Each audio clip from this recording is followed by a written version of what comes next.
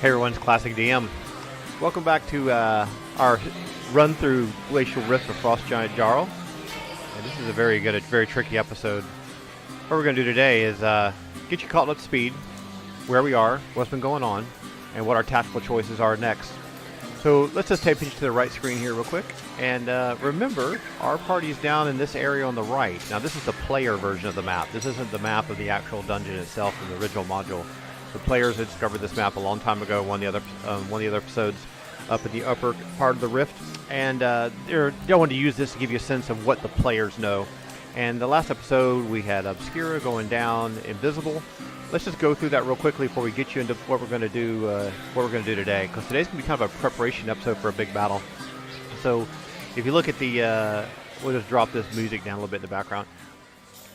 The party is right next to the throne room, and they've done a little fights relatively undetected in the cloakroom area, which is there you see in the second photograph down below.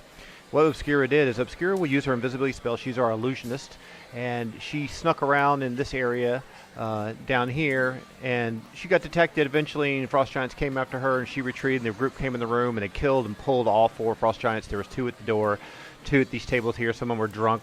They killed them. Then the Ogre Magi popped out of invisibility, blasted them, damaged everyone quite badly. You can actually see the damage sheets right there. And from there, they're like, oh my goodness, what are we going to do? So they were able to pull this Ogre Magi down to the ground and whoop his ass and kill him pretty quickly. Frinjar went in stealth. One of the problems that happened during that fight was Mercedes ended up getting charmed. So, let's see, we got a snap of that somewhere here. Here we go. Yeah, so we had Zollers kind of controlling Mercedes by pushing her up against this table. Mercedes jumped up on the table, started fighting Zollers one-on-one. She started taking a little bit of damage. The fight just ended, so they just need to get Mercedes out of this charm. And the cleric will be able to handle that quite easily with Dispel Magic, even though the Ogre Magi died. Okay, so the way we ruled on that was the Ogre Magi died, but the charm spell in the first edition, you can be charmed for months on end. And in that episode, we go through all the rules on that. So where we are now is Frinjar took a peek into this area. He took Hidden Shadows and peeked in this area, and there's this massive, huge party going on here. And we're going to give you a video clip of what that looks like. I recently did a DM guide episode where we designed out all the epic raid quality bosses that are in that area, and I made a master list for all the DM side of the information you're going to need for this throne room battle. This episode is going to focus on what the players are going to do in preparation for that, with the information they actually have. So let's just do a quick little peek here. When Frinjar in this map here, this is the 2 massive 10-foot diameter braziers, if you want to call them, huge, massive 10-foot diameter things full of logs and lumber burning. When they peeked in this room, this entire area here, this is just the maps laid out on the floor, there's this huge party going on. So up at the front, there's this massive, the Lord of Frost Giants himself is there. In fact, I've got my sheets here with me. I'll just pull them up real quickly so I can read you off what we have to deal with here. You've got this, there's 6 Hill Giants, there's 9 local Frost Giants, there's the Lord of Frost Giants soldiers, there's Frost Giant sergeants, there's 3 of those, there's Stone Giants, 2 Cloud Giants, 6 Ogre Magi, 5 Bugbears. Oh, it's nasty, very, very nasty. We've got the Frost Giant Lord himself, who's hit dice 12. He's really nasty. The Fire Giant Princess, who's visiting. Let's go take a snapshot here a little closer so you can see what we're talking about. Up at this throne room, there's a Stone Giant. There's another visiting Frost Giant Jarl, and then we've got this Fire Giant. This is the Frost Giant Lord. He has 2 nasty Winter Wolves with him, so the Frost Giant Lord is there. We have this Fire Giant Princess, who's a visitor from the G3, Hall of the Fire Giant King. Because remember, we changed our story. We're not using the exact same storyline from the original module because our characters are more epic and more powerful, so the enemies are much more powerful and much more dynamic and more detailed, in my personal opinion. Nothing against the original version, but she's a cleric, actually, so kind of a little EverQuest twist there on that. We have these 2 huge, giant-sized Winter Wolves that are the pets of the Lord of Frost Giants, Grognor. We kept his name the same. Their names are Sleet and Glacier. Their hit dice 8. They can do their Howling Blast and Cone of Cold much more frequently than a default Winter Wolf can. We have the Stone Giant Elder. We talked about in that DM guide episode, like how do we determine how do we design and create a really interesting Stone Giant? Because Stone Giants in all the editions, 1st edition, 2nd edition, 3rd 3.5, Pathfinder, 5th edition, they're all like these reclusive, solitary, half-naked Stone Age guys with pet bears and new carvings on the wall. They're not very interesting. So what we've done is we've taken those stone giants and made them much more dignified and intelligent and artistic. They have beautiful clothing on. So it's a very upper echelon of stone giant society. The stone giants in the Monster Manual, we consider them local scrubs. So the stone giant elder, that's this fella sitting right here, if you can see my little cursor pointing on the screen. Then we have this other visiting frost giant, Jarl, from another encampment somewhere else, not this one. So that means there's another frost giant kingdom somewhere either in the Yato Mountains or maybe down the Hell Furnaces. And then, of course, there's all kinds of other nastiness in this room. We have a big party going on. There's all kinds of frost giants. We have a frost giant group here, which are sergeants from the actual Lord of Frost Giants. We have another hill giants. We have some cloud giants that are visiting, that are in, not necessarily the leader of their group was in G1, Steading the Hill Giant Chief, and has already been killed. So that these guys here were deeper down into the storyline. They are expecting their buddy to come meet them. Isn't going to happen because the party's killed them already. So a lot of nasty stuff going on here. In fact, I think I still have that little video I cut on my phone of all the maps with all the enemies sitting out together. Let's see if we can pull that up for us real quick and put this on the screen. Yeah, here we go. Let me get this on the screen so you can see it a little bit and go back to the beginning. Here we go. All right, so let's just put this on the screen capture area so you should be able to see this. Now, this video was taken when the party was in this upper room. Let me give you an idea of what room we're talking about. We'll go back to our player map here. So this area here where I'm pointing, which is up north, in fact, we'll just use this map here. This area here, the party was in this area. They had not gone into this cloakroom area where all these guards were, and we drew all the maps and did a bunch of map drawing episodes all the way down to here.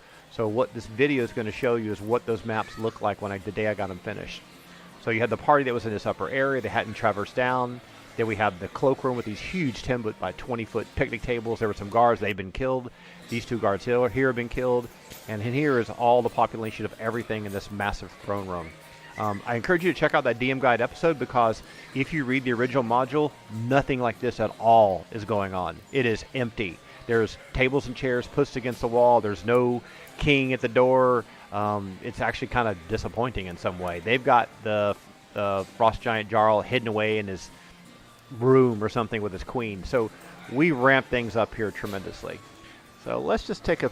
Now, with all that in mind, we've peeked in here. Our party sees this. Our party knows what's going on here. They didn't go stealthing down the room and go all the way to the front and take a look. They want to get detected. What's happening in this area, there's this massive, huge kind of a Christmas party. It's a perfect time of the year for that kind of stuff, right? So a wassail is what it says in the actual module. So that's like a celebration. Maybe there's been a new treaty signed. We've got some ogre magi sitting at the front table around here. We've got some bugbear captains who came from the Steading the Hill Giant Chief here.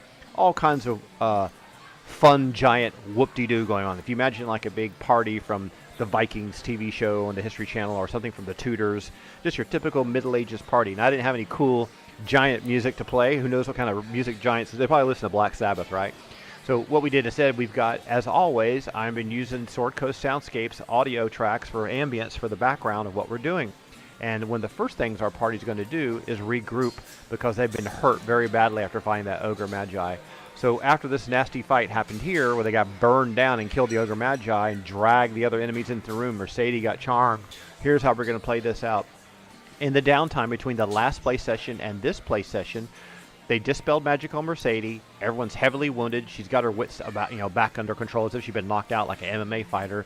They're going to say, listen, we've got to retreat. We've got to recoup because everyone's really, really hurt. Let's go ahead and talk about how we're going to do that. So what they're going to do is backtrack this way here, back to this main room here, through the room here, which we have an episode called The Horn, where the alarm horn is, but they were able to silence it. Get this boulder out of the way, go to this massive large room here, and go all the way back into this white dragon lair, okay? So let's just go ahead and take a look at where we are right now. So this is the area in general where we are set up, and north is to the top for you, and south is to the bottom for you, and obviously to your left is west, and to your right is east. So here's our table set up, and let's show the room where everyone is. Now the plan is, and I don't know if you remember this or not, but Varinjar, and a long time ago in one of the earlier episodes, he picked up a girdle of fire giant strength. And this thing is fantastic. Gives him additional 7,500 pound weight allowance, plus 10 damage bonus, bend bar, lift gates at 80%. Really, really amazing. So with that on him, he has been able to open and close these boulder doors. One thing they have throughout the entire module is a lot of these boulder doors. And if you see on the first level of the map, here's a boulder door here. In fact, we'll just use our highlighter. Right? This is just a Xerox, right? We have all kinds of situations where we have these boulder doors going on. Let me grab a different highlighter. This one's a little bit on the blink. Give me a second here. Here we go. This is what I'm looking for. All right, cool. Here's one that's much more yellow, right? All right, cool. I should read better on the camera for you. So in the first uppermost layer of the Glacial Rift Frost Giant Jarl, I'll turn this a little bit better so you can see it. So this is the bottom floor, and these are all upper caverns. There is boulder door here. This is a boulder door. There is a boulder door probably here. There's another one flagged along here. There's one here. And those are the boulder doors on that level. And if you go down to this lower level, we can see the area in yellow we've explored or done maps for. There is a boulder door right here, because I'm drawing yellow on top of yellow. You probably can't see it as good. And let's see if we can do it this way. So there's a boulder door here. So what our party do is they're going to go back this way, all the way across the hall, into this once was a white dragon. There's a mated pair in here, and they go set up shop in here. So that's what we got our battle map scenario situation set up for. And what we're going to do today is plan the attack together. Now, I'm not going to do a Patreon poll. We're just going to do it together. So first of all, let's get everyone in the room. So we have Vrenjar just closed the door. We have everyone just stepped into the chamber. No one's done anything else yet. Remember, there is a dead white dragon in the room. Let's get the white dragon out. One of the white dragons fled. I think the white dragon was decapitated here. We've got a few dead winter wolves in the room as well. I'm just going to kind of randomly toss them down because I don't remember exactly where they were. It's been about 2 months since that happened. I think we had a few dead winter wolves. Those corpses are still lying on the ground. So we come in the room. Everyone's in the room. Vrenjar closes back the boulder door and secures that. And what he's going to do, he's going to come over here and get some bones and try to jar some bones and skulls underneath here, so that if someone tries to roll this door, push this door forward, it doesn't want to come that way.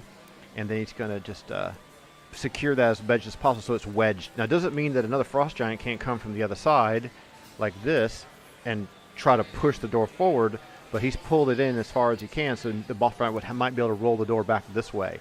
So if that does open, they're going to know about it. So another thing he's going to do, and Zolris is going to come over here. Let's get everyone moved out into the room. They're going to reestablish a camp they once had before. Previously, they used this area here as a little campfire location. And since it's cold, because remember the roof is open in this room, directly above here was the Remorhaz layer. So we've got this dashed line here. This is a hole in the roof of the cavern. So if you got a campfire going, all the smoke swirls and goes up. We'll just move this corpse out of the way here. This is a sloping passageway. It kind of slopes up to a cliff. It's not a passageway. It's just a sloping cave formation. So this is going to be a really good place for the cleric, Antola, and the druid to be able to study their spells and get ready for the next adventure. And the illusionist also, Obscure, could do the same thing. We'll have Zolris tend the fire. We'll have Mercedes stand guard initially. Vrenjar's going to set up a bunch of skulls as kind of an alarm system. Not everyone's going to go to sleep. They're going to set a bunch of skulls on the ground. So anyone that comes in this area, all these skulls are going to rattle and make noise and get crunched underfoot, especially if someone tries to roll this boulder the other way. And then we got Elefanisi. So Elefanisi is going to go over here. This is a pool of water. There's like an underwater passageway happening here that no one really messed with. So she's going to make sure the water's okay. So here we go. So everyone's in this room right now. So the idea behind this is we're just going to camp. We've got this place secured as best as possible. We'll rotate guards out between Elefanisi, Mercedes, and Vrenjar. Now, here's what we're going to do in this episode. To give you an idea of the health numbers, okay? Mercedes was down to 95 health. Zolris is down to 112. Elefanisi almost died. She got a nice heal in the fight. She's down to 33. Vrenjar got knocked down to 53. Fail got knocked down to 48. Antola got knocked down to 59. And Obscure got knocked down to 49. So everyone's very, very heavily damaged and very wounded. So here's how we like to play this. The party's going to rest, get spells back, cast heals, get everyone topped off and mended. They're probably going to spend 2 days in here, if possible, resting. even though that big party is happening down at the other end of the map, it doesn't mean they're in a big anxious rush to run down there. So by the time they get all this done, and they don't get detected, when they get ready to go back down here, they're going to have to rescout that room. So what may happen is that party could be happening every day for the next 7 days. If you ever saw the movie Gladiator, they had games near the end when Commodus or whatever his name was the emperor. The same kind of thing could be happening. Every night could be a massive feast. More visitors could come. You could have Drow coming to visit. So that's going to be a surprise you're not going to know about. But what we're doing is we're going to plan out what to do in terms of the spells. Now they've seen what some of the enemies are. They know what they're going to be up against, know how heavily populated that room is. So that kind of stuff, this is the kind of information that they have, right? You're going to have to deal with 6 hill giants, 9 local frost giants, the Lord of Frost Giant soldiers 3, Frost Giant Sergeants 3, Stone Giant 1, Cloud Giants 2, Ogre Magi 6, 5 Bugbears, and not to mention the other baddies. Grugnor himself, the Lord of the Frost Giants, he's in there. He's the king sitting at the front of that throne. And we all went over this stuff a few minutes ago. I'm not going to repeat it too much. But this is what the party knows. They've obviously got regular old Frost Giants. They're 80 hit point baddies. You've got this Fire Giant Princess here. Another Frost Giant Lord who's visiting, who's a dual wielder. He's a nasty melee class. A Stone Giant Elder that's visiting as well. You have Sleet and Glacier. Lots of Hill Giants. Ogre Magi. Very nasty. Not something you want to go walking into the front door and just try to single target melee train them. All right. So here's what we need to do now. Imagine over the next 48 hours, we have everyone resting, cycling, getting food, making sure their wounds are fixed, sharpening weapons, get everything clear. Let's now take a look. Let's change our landscape for the sounds here. And because now we're going to be in an area where the ceiling of the roof is open. We're in a cave. Some of the rainfall happened overnight. And with that kind of stuff going on, it's not as, you don't hear the music down the hall anymore. It's much more about this big cavern with some of the droplets of water dropping down from above where it rained and sleet runs down, so some of the floor is getting frozen. So we're going to let that landscape, soundscape happen in the background for you. And what we're going to do is we're going to take a look at, okay, spells. Let's pick together what we need to memorize. We'll start with the druid. Okay? So the druid is going to, and we're going to do some of this right here together. The way we have the druid set up in the game is we have a lot of animal friendship, charm person, charm mammal, cure light wounds, neutralize poison, pyrotechnics, plant growth, call lightning, cure serious wounds, animal summoning, wild horses. That's a great one. Wall of fire, animal summoning 2, woolly mammoth. So out of those spells, let's take a look at what some of her options are. If they're gonna go for a kill zone, choke point type of battle, instead of rushing into the middle of the room, her ability to entangle and do area effect spells is extremely powerful. So let's just take a look real quick at the player handbook for her. Her level 1, she has animal friendship and entangle ×4. I think what we should do with that is let's just drop the animal friendship and let's get the entangle going a little further. So let's just take a look at the spells. What other options do we have? So we have animal friendship, detect magic, detect snares and pits. None of that's useful. Entangle, really powerful. Locate animals, not useful. Predict weather, not useful. Pass out trace, not useful. Purify water. Shillelagh, speak with animals. None of those spells are going to be helpful in a massive wave of reinforcement battle. So let's just give you a quick reminder of how absolutely powerful Entangle is. Entangle is a guaranteed huge area effect snare that the druid class gets. And let's just go back down to here. Let's find it. Here we go. So let's just zoom in on this a little bit, let you see once again. If you're playing 5th edition, remember some of these 1st edition spells are pretty nasty. So range is 80 feet, duration is 1 turn, that's 10 minutes. Area effect is 40-foot diameter, okay? Just take a look at that right here, okay? We're gonna let's move all these kids up to the corner. It'll give you an idea about how big that is. If you were to cast, each one of these squares is 5-foot square. If you were to cast Entangle right here, okay? You've got, let's do it this way. There's 10, 20, 30, 40, 10, 20, 30, 40. This is diameter, so it's going to be 20 radius. So 10, 20. So you're talking about an area this big. Okay? So if the druid were to cast that spell, this entire area, this is a 40-foot 40-foot diameter, which goes all the way across. Diameter is all the way across, radius is half. So R equals 20, right? What does it do? This is what we're looking at right here on the right-hand side, this alteration spell.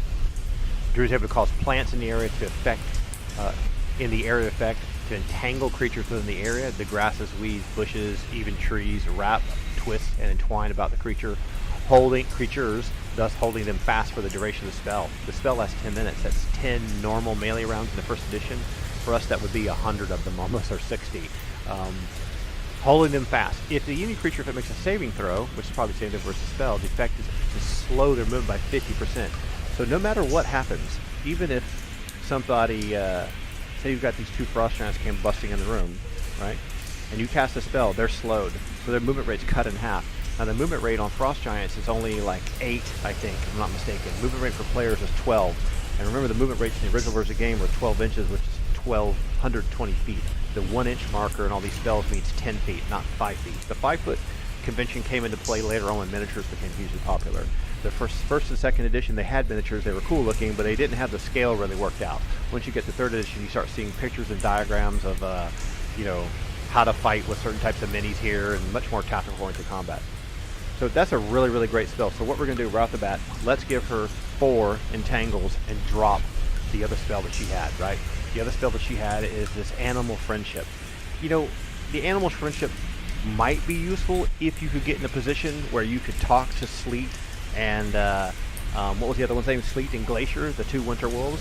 But the odds of that being able to happen when they're way back in the back is almost nothing. If you had encountered a K-Bear earlier in the map, that might have been useful, but in this situation, I doubt that's useful. So we're just going to go all out. I know a lot of people don't like hack and slash that much. We're going to go all out area effect, Warhammer death destruction. Okay? So let's just get these kids here set up. And we're just going to put the druid here as a focus element. So we're going to focus on the druid. So the first thing we're going to do is her level 1 spell. She gets 1, she gets 5. So this can call this Faoltiarna.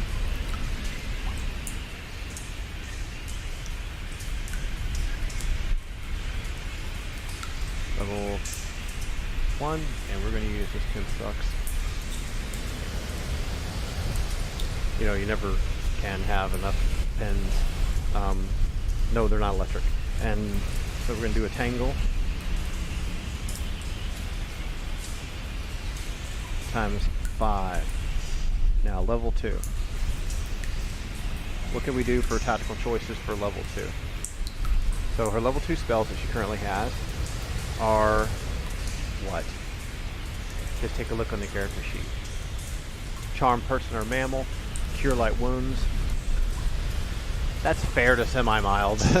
That's a phrase my friends and I used to joke around with all the time. I'm going to lower down the sound effects in the background, make sure it's not too loud. What do you have to choose from as a druid? So let's just pull this back out, and we'll go up here to the list again. All right. So what do you have to choose from here? Inside this chair, we can get a little closer. We have Barkskin. Barkskin is a decent spell. It's kind of like an armor buff. It would help people in your party.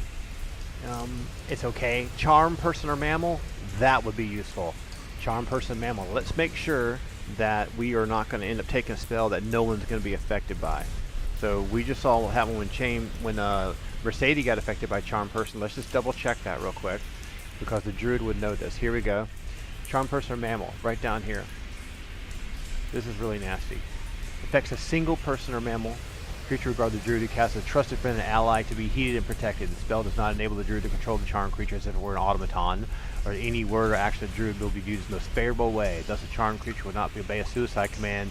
So this is really great. Saving throw negates it. It doesn't mean saving throw negative. It lasts duration is special.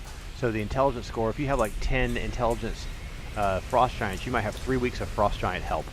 So one thing that might be interesting to do is you could go to another part of the dungeon and find a pack of frost giants, memorize this spell 1, 2, 3, 4, 5 times, and have 3 or 4 frost giants charmed and bring them down with you to the battle. That might be confusing. That might be really interesting. It also is very risky because you might waste a lot of time, might make a bunch of noise. what I think would be a good thing to do would be if there's that fire giant caster who's a cleric starts pulling up in the middle of battle and starts casting a bunch of heals, you could shut her down. So you could shut her down and bring her over to your side. Now, if she's going to be playing a cleric, she's probably going to have 15 wisdom. Even if you get the charm off on her, you're going to get 1 week of obedience. So I think what would be that's one option. So we're going to put one charm person there no matter what. We may put more than one. Let's see what other options. Now the good thing about the druid version of this is it's charm person or mammal. So that means you could also charm the 2 winter wolves. This spell in Baldur's Gate will get you killed. If you have played Baldur's Gate or Icewind Dale, you know what I'm talking about. You're like, oh my god, I can't control my character. So let's get this out of the way. So that's a really charm person or mammal. Crate water, no. Cure light wounds is useless. Feign death, not really good. Fire trap is okay. Heat metals, blah. Obscurement's okay, but it really kind of protects you. Trip. Trip is a spell I never ever used. Let's look it up, make sure it's not some kind of really amazing area effect spell. Let's animate object. Detect snares and pits. There it is. Here we go. Touch. That's not good. Touch spells are a real pain in the butt to work with. It lasts 1 turn per level, so that means it'll last a long time. Spellcaster must use a length of vine, stick, pole, rope. Cause the object to rise slightly off the ground if resting on. Fail to make the same throw versus magic. To trip the area actually stepping across a magic object. So she would need to like take a stick or a piece of rope on the ground, and anyone that runs the area will like come up and trip them. They take a little bit of damage and be stunned for this many rounds. At the surface, they fall very hard. This turf, they will be stunned for 7 seconds. Large creatures such as elephants will not be affected by the trip. The object magic will continue to trip all creatures passing over it. That's really interesting. Let's give her 1 trip. She might be able to set up in a choke point. Now, when I say a choke point, let me just draw on the map here real quick what we're talking about. Let's say in this room here. Let's just use this room here. Say that this was solid wall. Okay? Let's say this is solid wall, and this is solid wall. And you had baddies coming in the door. You had baddies coming in the door like this, right? And she cast trip over pole or something. Every time someone runs the area, they make a saving throw, they go plump when they fall down, they get stunned. Run the area, trip, fall down, get stunned. And then you could have an entangle going in the background, stunned, having to get up, can't move slow. Could be moving halfway through the thing, and that trip's going to last for a long duration. So 1 trip is going to be really good with the entangle. So we're going to keep that. I think that's a really useful one to use if she can find something. The one thing that's here that's very tricky, it may just need to be a piece of rope. The one thing that's tricky about this is the component for this. So you need like a 30-foot long piece of rope could trip only 1 man-sized creature. Creature moving to a very rapid pace, running when trip will take damage. Causes the object to rise slightly off the ground floor, is resting on the trip creature crossing if they fail to make the saving throw. Note that as many creatures can be tripped as are actually stepping across the magic object. So that makes it sound like, to tell you the truth, that may not be good. That makes it sound like here's the object, someone comes running along, this thing rises up and trips you just like you sticking your leg out if you're a fighter or something, trips 1 guy, and then it's over. It doesn't last anymore. But what's very tricky about this is it says it only affects 1 10-foot long object, so you have to have a 10-foot wide 10-foot wide object to do this with. Creatures aware of the object and its potential, add saving throw and crossing it. The object is 80% undetectable without magical means of detection. In the middle of a big fight, that might be interesting. I don't think we're going to take it. I think let's just take that off the list. So we have charm person and mammal. We've got that. How many times should we take it? If we take a look at her character sheet again, she has level 2. She has charm person mammal twice and cure light wounds twice. That means she has 4 spells total. Well, let's go back to the list here. So we're not taking trip, which is down here. We're not taking warp wood. So we're going to go charm person and mammal times 4. Okay? So we're going to do this times 4. Level 3. What can we do for level 3? Currently, she has neutralize poison, pyrotechnics, plant growth, and call lightning. So let's just take a look at the list here. So let's slide over here a little bit. So what could you do with this?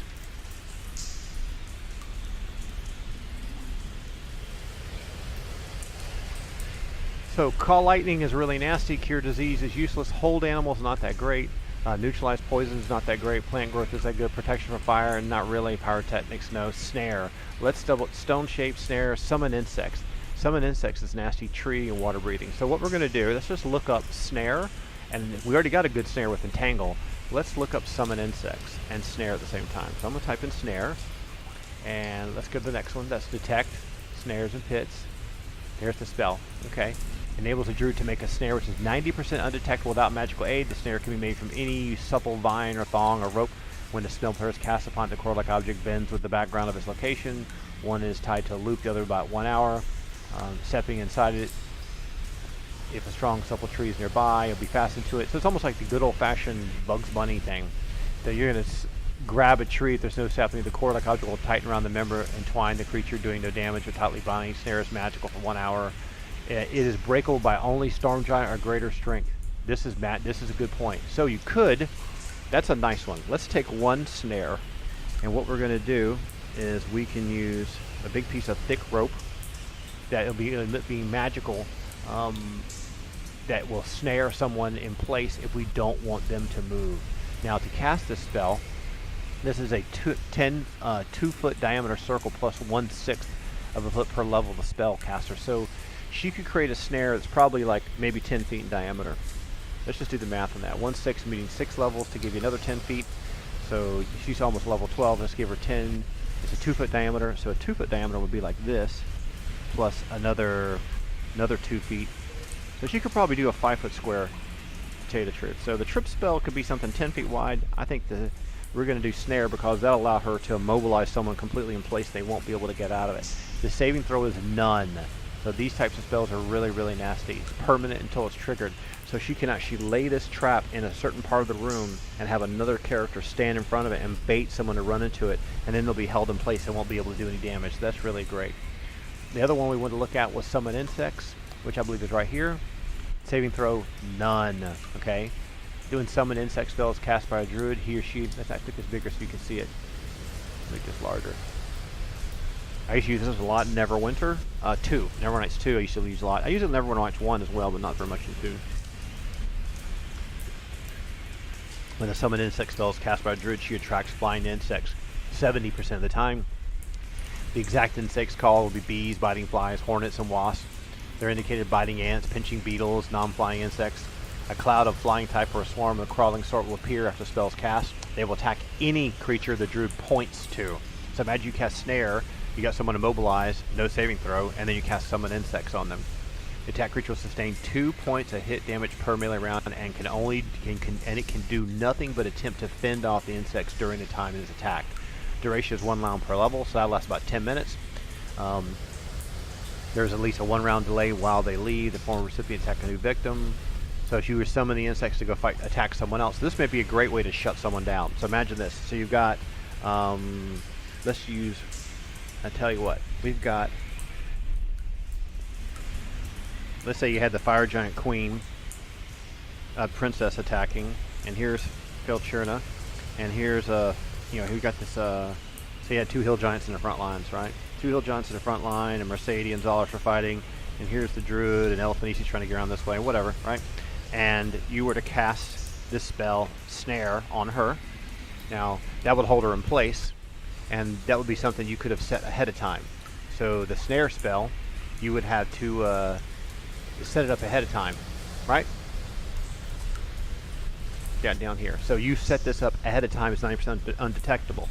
But I think the druid gets to trigger it. Let's see if it says here. Make a snare while it's cast. One end of the snare is tied a loop, and will contract about 1 or more of the limbs of any creature stepping inside the circle. So that's kind of nasty. So in this type of situation, the snare trap wouldn't work as good because the first hill giant would trap it.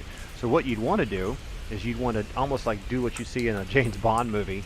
You'd want to cast this snare trap to be here, and you want someone in the group to know that it's here. It's almost like the druid would want to run over here and fall down and trip and get this woman to come running forward. You have to have someone come and charge. You want to pull someone and bait them to step in it.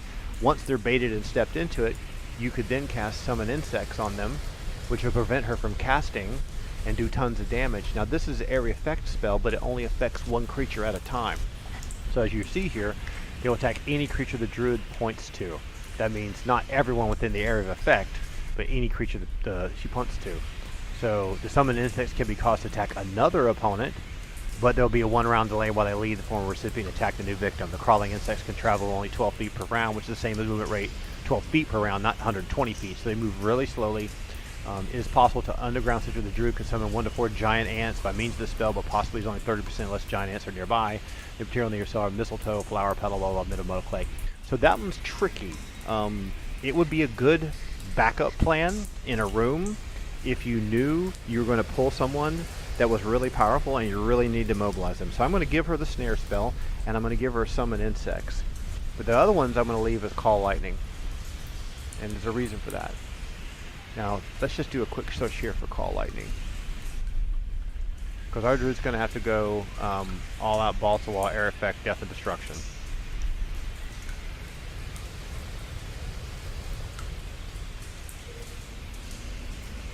Call lightning level 3rd druid. Here we go. Let's go over this one real quick here. So when a call lightning spell is cast, there must be a storm of some sort in the area. So there is nothing going on. This is a real problem with being underground when you're playing a druid. Okay, let's just slide this over a little bit. We're a little too zoomed in. There you go. Actually, it reads better that way. Forget it. Let's just do it anyway. There we go. A rain shower, clouds, wind, hot cloudy conditions, even a tornado. The druid is able to call down bolt of lightning from the sky to the ground. So that's underground. That may not work. Each bolt will cause damage equal to 2 8-sided dice plus blah blah blah blah.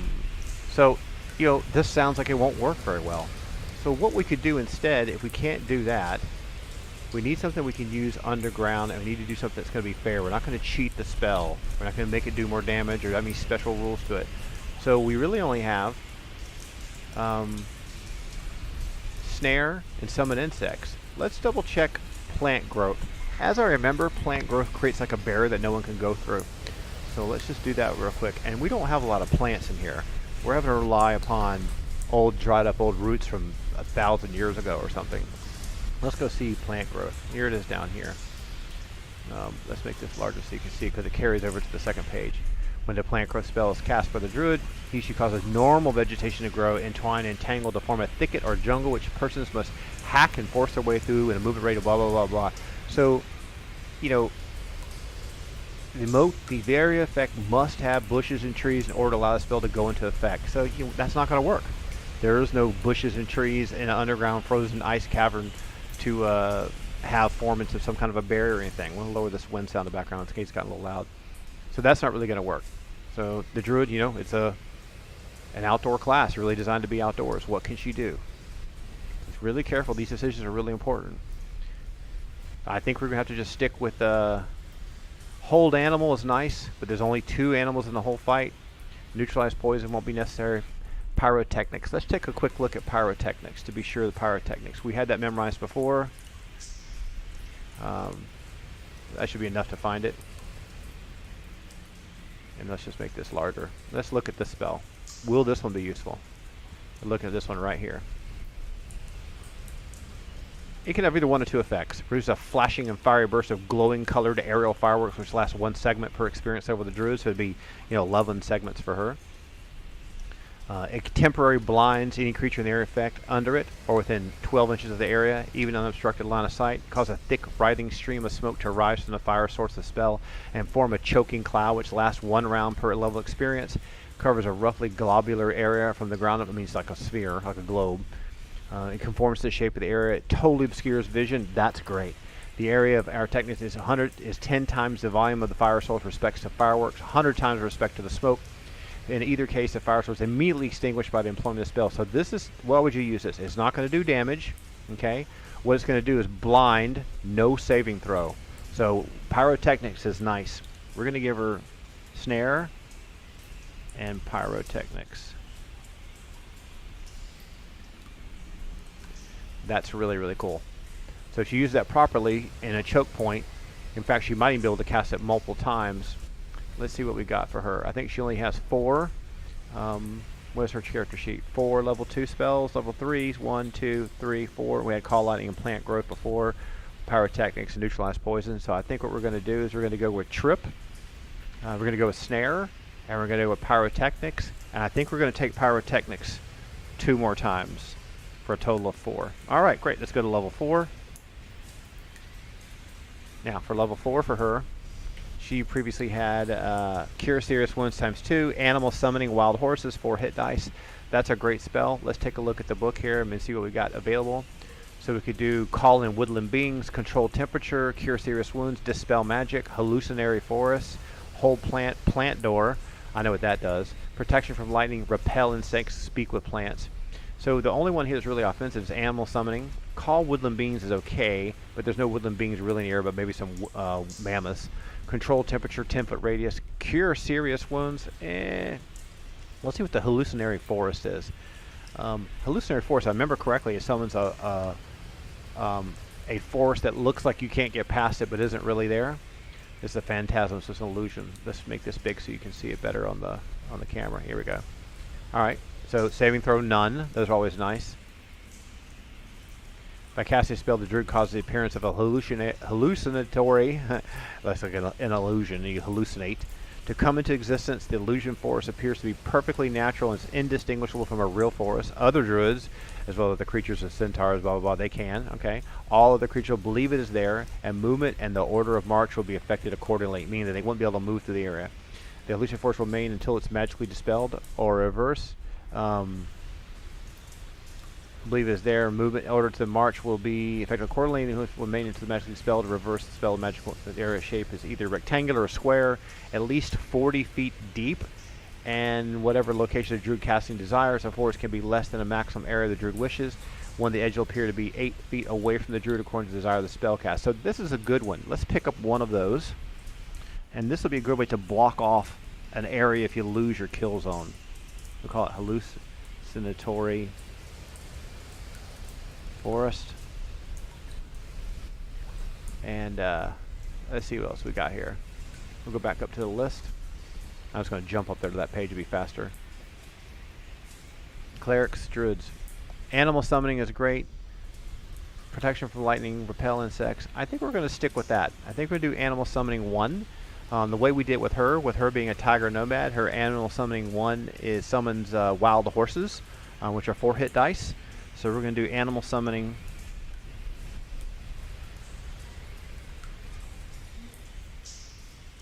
Summoning 1, and we're going to take that 3 times. So she has the big force that she can cast, which can like block the back lines from rushing forward. That's really smart. And then let's go down to level 5, her last set. So she has 1 wall of fire, 1 animal summoning 2, which is woolly mammoths. So let's just double check her spells here. I'm going to go to, let's go look at the druid class real quick and see the spells per level. There's a druid, spells usable by level. Her level is, nope, we don't want that open, do we? No, we drag that over. Let's put this up here.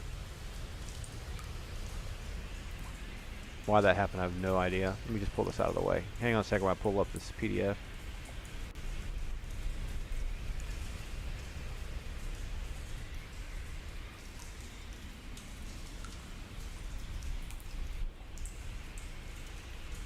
Alright, here we go. Let's just go back to display, show, hide, navigation panes, page thumbnails, and then we'll jump back down to where we were. Sorry about that. And then we'll just get this rescaled a little bit. Let's move this down to 77%. Alright, great. Now we're back where we were. Alright, so she had Wall of Fire, Animal Summoning 1, Woolly Mammoth. That was nice. She's level 11. So level 11, she gets 5, 5, 3, 3, 2. So she has a level 5 spell. And she had a bonus for her wisdom. So this is level 4 we're talking about. Yep. So she has 2, 3, level 4 spells, 3 level 4s, and 2 level 5s. Okay, just want to be sure. So what can we do with this one? We'll go back down to the list of spells. Let me just make sure we have not made a mistake with her. So for the level 4, she has 3. And then she has 2 of these. So what she took for was Cure Serious Wound ×2 and Animal Summoning 1. We may want to have her go all offense here and do Animal Summoning again. Hallucinatory Force, Animal Summoning, that only leaves 1 more spell. I think what we're going to do is we're going to do Animal Summoning ×2, not 3. So this is a mistake. This is ×2. Now, level 5. what can we do for level 5? So as we saw in the player's handbook before, and what we have here with her before, she only has 2 spells. She previously had Wall of Fire and Animal Summoning 2, which would summon woolly mammoths. This is level 5. Animal Growth, Animal Summoning, Anti-Plant Shell, Commune with Nature, Control the Winds. Control Winds might be interesting. Wall of Fire. Let's go read the Wall of Fire and be absolutely sure that's what we want. And where are we at? 45-minute mark. Okay, we may do the cleric spells in the next episode. I don't want them to be over an hour long. Okay, so let's go to this. Okay, that's the Insect Plague. There we go. Wildfire brings forth a blazing curtain of magical fire with shimmering colors, yellow, green, or amber. As I remember, we used this before in the upper level of the Glacial Rift of Frost Giant Jarl to control the defrosting of the frozen adventurers to get the magic items out of it. It was a really cool use of this spell. The reason why was there's no saving throw. The druid inflicts certain kind of damage plus an additional 1 point of damage per level. So it's 4 to 16, which is 4d4 plus 11. So that's a minimum of 15 to like 27 damage per hit. If someone's trapped inside of it with an entangle spell and this thing is going off at the same time, it's very nasty. And you even take damage if you're near it. And one thing about this is that the caster could control it. The opaque wall of fire lasts for as long as the druid concentrates on maintaining it, or 1 round per level experience of the druid in the event she does not wish to concentrate on it. So if she wanted to, she could stand in the back of the party. Let's do this on the table here. Take advantage of our table. Let's say the druid, say you had a fire giant queen and 2 hill giants in the front, and 2 frost giants come rushing in the room. Put the hill giants in the front lines and the frost giants in the back. And then they were rushing forward. We're like, oh crap, and she's in the back. We start rushing forward. She could cast Entangle and get everyone in this area entangled with no saving throw. And she could cast Wall of Fire right through here. And that's the size of the Wall of Fire is, let's see. What's the dimensions? Let's look over here to the right. The spell creates a sheet of flame up to 20 feet square per level of the caster. Wow. Or as a ring with a radius up to 1/2 inch per level experience. So 1/2 inch will be 5 feet. So 5 feet per level, 5 times 10 would be 50. So that's nasty. Am I reading that correctly? Good Lord, that is amazing. This creates a sheet, which would be, a sheet of flame would be, okay, so you have this big sheet of flame like this, right? You could do that. If you wanted to make like a barrier or like a wall of fire. The other option, or is a ring with a radius up to. So she could probably specifically decide the ring. Now when it says 1/2 inch, that means half of 10 feet. That means 5 feet per level of experience from the druid to its flames. Oh, okay, so from the druid. That's interesting. So that would mean that she would, say she was standing here, she could create something up to 1, 2, 3, 4, 5, a 50-foot ring of fire around her to protect her, but she wouldn't do that. She wanted to do something that's in front of her. So if we had these guys trapped in snare in the entangle spell, she would want to cast something that's what dimensions? 20-foot square per level of the caster. So that means 20-foot square per level of the caster. So here's 20-foot square. That's actually 10-foot square. This is a 20-foot square. Oh my god, that's huge. Could you imagine per level of the caster? This times 11? Oh, surely I'm reading that wrong. The spell creates a sheet of flame up to 2-inch square per level of the caster, or as a ring, blah, blah, blah, blah, blah. The height of 20 feet, the former stationary while the ladder moves the druid as they move. That's really brilliant. So one more time, I know this sounds ridiculous. Creates a sheet of flame up to 20 feet per level of the caster. Wow. So that would be a wall like this per level of the caster. That is amazing. You gotta have that. She's definitely gotta have that. That would be, it's 20 feet deep of huge thick fire. Wow, that's an amazing spell. I didn't even know that. I must have misread it in the past. You learn something new 40 years later. So that's a really, really nasty spell. Gotta have that one. Gotta have that. Let's put this back over here. Okay, so we're definitely taking Wall of Fire. I think it's decided. What was the other spell we had taken previously? There was a reason for it. we had taken animal summoning of the woolly mammoths. That was interesting because the way we played that out in the setting of the Hill Giant Chief, she summoned these woolly mammoths. They're magically summoned creatures, and they just stampeded through an entire crowd. I think we're going to do both because she can maintain the wall of fire. She could cast the animal summoning first, do an entangle, animal summoning, and wall of fire, and just burn everyone to death. So we're going to do animal summoning. 2, which is woolly mammoth, and wall of fire. Brilliant. Very nasty. So let's talk about some combos you could do here, right? What could you do? Entangle times 5. So she could constantly keep, if the group has to keep retreating and moving back, she can constantly keep an area entangled. No matter what happens, anyone in the entangle area is snared. That's fantastic for controlling their movement through the whole dungeon. They might even kite that entire wassail party through the whole dungeon and constantly burning them to death. Charm personal mammal, that'll come in handy if someone is special in the front and she wants to go up there and try to get them charmed. Once they're charmed once, or she may want to charm some guys in the front lines, like 2 frost giant guards come up to the front, she might want to charm one of them. She's taken that 4 times, so if anyone gets out of control and someone starts getting hurt, she could use that as a backup plan to help someone. The snare spell is something, the pyrotechnics one is great because it goes boom and this huge massive choking smoke. No one will be able to see, no one will be able to attack. It almost will neutralize and shut down everyone in the area of effect. The hallucinatory force would be a great way to, like, listen, we're going to cast a hallucinatory force. Here's these trees. It's 20 feet deep. You can't tell. You can't go this way, so they wouldn't even consider removing that way. You can block off a passageway, create a new kill zone in an existing room that doesn't have a wall. Really nasty stuff. Really nasty stuff. The animal summoning is great just to send. The way we do the animal summoning is we summon a bunch of creatures. Let's just use these hill giants as if they were summoned creatures. We'll use the frost giants. Say these were animal summoning like wild horses, right? The way I do this, she summons the spell, and they just go charging forward in a straight line, almost like the Diablo 3 Crusader. They just run through, and as they run through, they try to trample and trample people. They don't try to turn and nip and tuck and bite and nip at everyone. So that's a really great spell. She's got that kind of spell twice. And then, of course, the Wall of Fire, which is a huge area of effect. That's really nasty. Faoltiarna is done. What we will do is we will update her character sheet for the adventure going forward, and that will be her offensive set. All right, great. So we're going to stop here. The next thing we're going to do is we're going to take a look at Antola and give you a sneak peek of what he had previously. He previously has Sanctuary. He has Sanctuary, Cure Light Wounds times 5, Protection from Evil, Augury, Silence, 15-foot radius, Hold Person. I think we're going to pick a lot of those. It may not work on monsters. We'll double check. Dispel Magic. That's great. Speak with the Dead. Cure Serious Wounds. Nice. Raise Dead. That's needed. Heal. I don't see him doing anything different with Heal or Raise Dead, but we'll need to look. There could be some nasty spells in there, but we're going to save that for the next episode. Okay?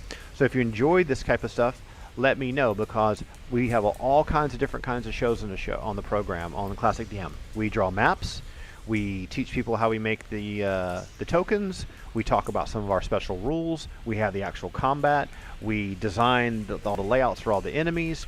We in this situation here, we're given the party, because we don't have a real party of live players. We're tactically thinking through what the spell choices are going to be. So if you like these kinds of spells, you learn something from it, or you think it's neat, or you want to engage in a conversation or debate with it, let me know, because what I'm trying to do is create content that you have fun watching too. Okay?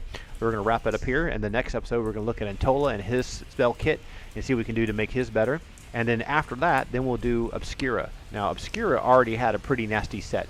But let's do Antola next episode, and we'll take it from there. Talk to you soon. This is Classic DM, and have fun. Have a great Christmas.